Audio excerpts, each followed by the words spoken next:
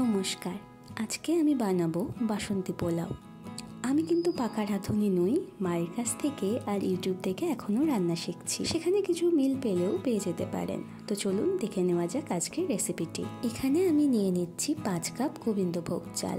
পরে চাল ফোটানোর সময় এই কাপেরই 13 কাপ গরম জল আমি দেব।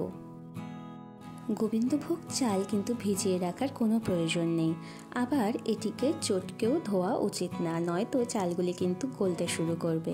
চালগুলিকে এইভাবে আলগোছে 3-4 বার ধুয়ে নিলেই হবে। একটি শুকনো পেপারের উপর আমি এই শুকনো এবং পরিষ্কার কাপড়টি পেতে নিয়েছি। এরপরেই চালগুলিকে এভাবে মিলিয়ে দিয়ে আমি আধ ঘন্টা শুকাতে দেব।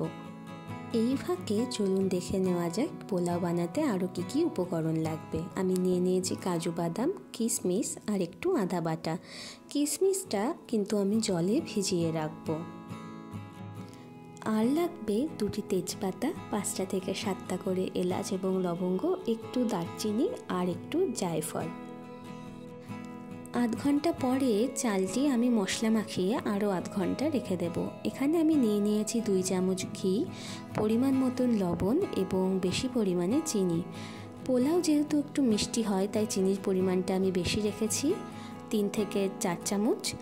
আপনারা আপনাদের স্বাদ মতন চিনিটি দেবেন।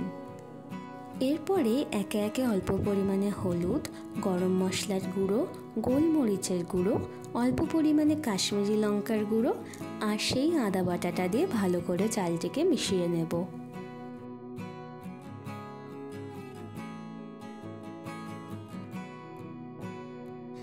আধ ঘন্টা হয়ে গেলে এবার আমি শুরু করব পোলাও রান্না।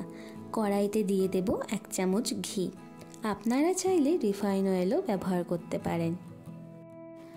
ঘিটি ভালো করে গরম হয়ে গেলে এর মধ্যে একে একে গোটা গরম মশলাগুলো দিয়ে কিছুক্ষণ নাড়িয়ে নেব।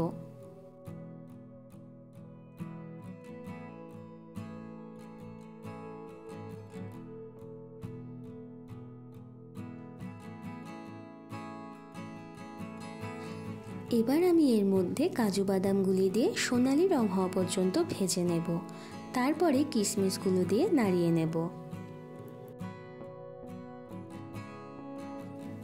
কাজু বাদাম ও কিশমিশগুলি ভাজা হয়ে গেলে এর মধ্যে দিয়ে দেব ঘি ও মশলা মিশিয়ে রাখা চাল। গ্যাসটিকে কিন্তু আমরা লো ফ্লেমে রেখেই চালগুলিকে মাঝে মাঝে নাড়িয়ে দেব।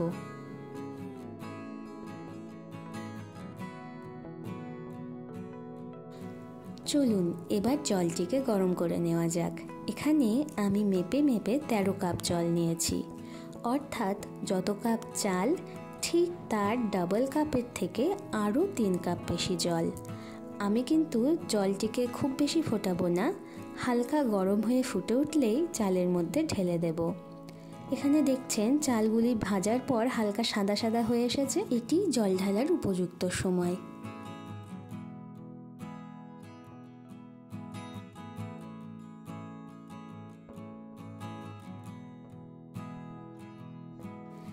জলের সাথে চালগুলিকে ভালোভাবে মিশিয়ে নিয়ে গ্যাসের ফ্লেম লোতে রেখে 15 মিনিট ঢাকনা দিয়ে রেখে দেব। 15 মিনিট পরে চালগুলিকে এই কাঁচা লঙ্কাগুলির সাথে মিশিয়ে নিয়ে আরও 5 মিনিট লো ফ্লেমে রেখে দেব। 5 মিনিট পরেই তৈরি হয়ে যাবে সুস্বাদু বাসন্তী পোলাও। 5 কাপ চালেই এই বড় 2 বাটি পোলাও রান্না হয়েছে, যা 4-5 জনের খাবার পক্ষে যথেষ্ট। পোলাওটি হয়েছেও ঝুরঝুরে, খুব বেশি সিদ্ধ নয় আবার কম সিদ্ধও নয়। গেস্ট হোক বা নিজের জন্য আমি এভাবেই সার্ভ করতে পছন্দ করি। সাথে আজকে তৈরি করে নিয়েছি ডিমের কষা। এই রেসিপিটিও আমি খুব শীঘ্রই এই চ্যানেলে শেয়ার করব। পোলাও নিরামিষ রান্না হলেও এর সাথে খাওয়া যায় চিকেন কষা, ফুলকপির কোরমা সহ ডিমের কষা, আলুর দম এবং আরও অনেক কিছু। আপনাদের যদি এই রেসিপিটি ভালো লেগে থাকে অবশ্যই একটি লাইক করে দেবেন এবং আরও ভিডিও দেখার জন্য চ্যানেলটি সাবস্ক্রাইব করে রাখবেন। ধন্যবাদ।